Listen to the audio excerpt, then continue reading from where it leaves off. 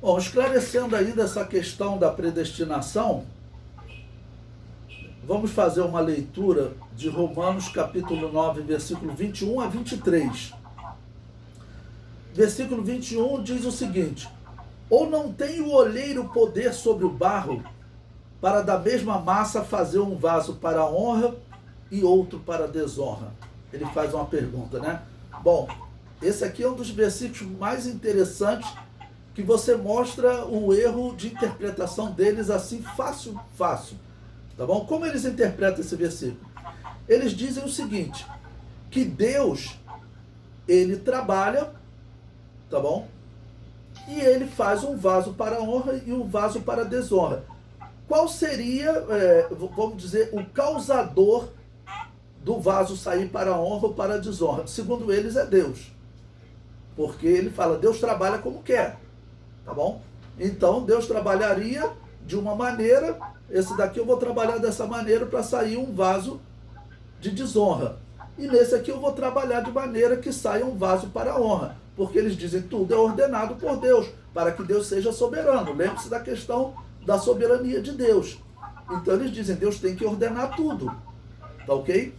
Então Deus ordena que um vaso saia para desonra e outro para honra. Não? Porém tem um problema. É que a Bíblia diz que em Deus não há sombra de variação. Ou seja, Deus ele trabalha da mesma maneira sempre. E segundo esse princípio da argumentação deles, Deus trabalharia de uma maneira para um vaso sair para a desonra. E Deus trabalharia de outra maneira para o vaso sair para a honra. Tá bom? Então, Deus trabalharia de maneira diferente. Isso é antibíblico. A Bíblia diz que em Deus não há sombra de variação, ou seja, ele opera sempre da mesma maneira. E aí o que ocorre? Eles ainda esquecem de um novo elemento. Mas antes de falar de um novo elemento, eu vou fazer uma comparação que certa vez alguém disse, não, Deus trabalhava de uma maneira no Antigo Testamento e de uma maneira no Novo. No Antigo Testamento ele não era tão misericordioso quanto no Novo. Eu falei, não, engano seu. Fala do encontro de Deus com Elias. Se ele era um Deus que naquele momento estava se manifestando num monte fumegando, ou se ele estava se manifestando numa voz mansa. Ou seja, o meu povo está precisando que eu fale com ele de uma maneira diferente. Tanto no Antigo quanto no Novo Testamento tem momento que Deus está falando, agora é momento de juízo. Não, agora é momento de falar mansamente. Isso não está falando de deuses diferentes, tá ok? Está falando, é o mesmo Deus que age sempre de uma mesma maneira. O quê? Para salvar o seu povo, tá ok? E aí, quer dizer, mas naquele momento ali, a maneira de falar simplesmente foi diferente, só isso. Mas dizer que no Novo Testamento Deus é misericordioso, você acha Deus também misericordioso no Antigo Testamento. Isso não são atitudes diferentes. Elas têm o mesmo propósito, né?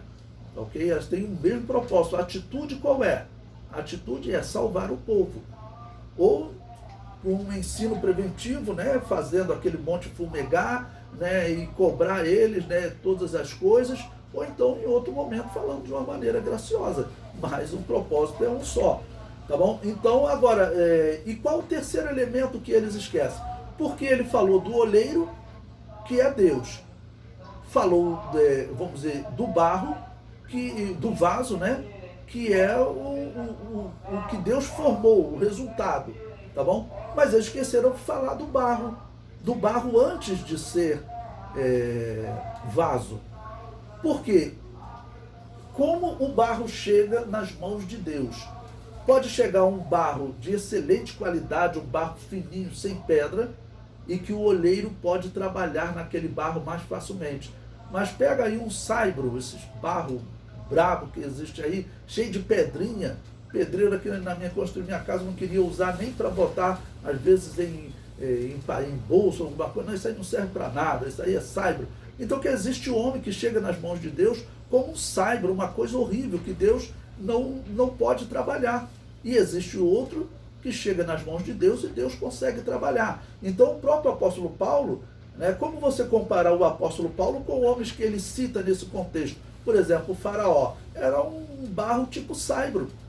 Deus chegou, quando se apresentou mais poderoso do que ele não aceitou e aquilo causou um endurecimento no coração dele. Deus causou um endurecimento de forma indireta. Por quê? Porque Deus se mostrou mais poderoso do que ele. Não significa que ele iria se arrepender e Deus fez com que ele se endurecesse. Não. O significado é, Deus se mostrou mais poderoso do que ele e isso causou um endurecimento no coração dele. É isso que a Bíblia ensina a todo momento. Eles perverteram tudo com aquela teologia de Agostinho, dizendo que Deus ordenou que o faraó rejeitasse sair o povo. Não. Ele se endureceu porque Deus se mostrou mais poderoso. Tanto que você vai encontrar texto dizendo que ele se endureceu e outra hora que Deus endureceu. Por quê? Porque Deus endureceu de forma indireta, porque ele causou, se mostrou mais poderoso. E o faraó realmente se endureceu porque ele era um homem mau, um barro de péssima qualidade. Já Saulo de Tarso era um barro de boa qualidade. Então, para você ler esse texto, você tem que pensar no oleiro, você tem que pensar no barro antes de ser vaso e você tem que pensar no vaso. Eles só falam no oleiro e no vaso. Eles esquecem do barro que chega nas mãos do oleiro. E também é antibíblico você dizer que o oleiro trabalha de maneiras diferentes, porque a descrição bíblica desse oleiro, que é Deus, é que ele sempre trabalha da mesma maneira, tá bom? Ou então não tem, lendo o texto de novo, ou não tem o oleiro, que é Deus, poder sobre o barro. Então, quer dizer, ele faz sobre o barro, tá ok? E um sai para a honra ou para a desonra, mas dependendo das circunstâncias também do barro. O versículo 22, e que direis se Deus, querendo mostrar a sua ira e dar a conhecer o seu poder, suportou com muita paciência os vasos da ira, preparados para a perdição.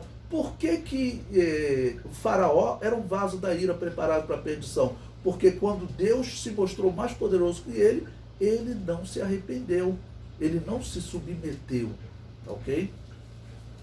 Versículo 23, para que também desse a conhecer as riquezas da sua glória nos vasos de misericórdia, que para a glória dantes preparou. Então, quer dizer, ou para a glória dantes predestinou, lembrando das palavras de Jesus, aquele que crer e for batizado será salvo.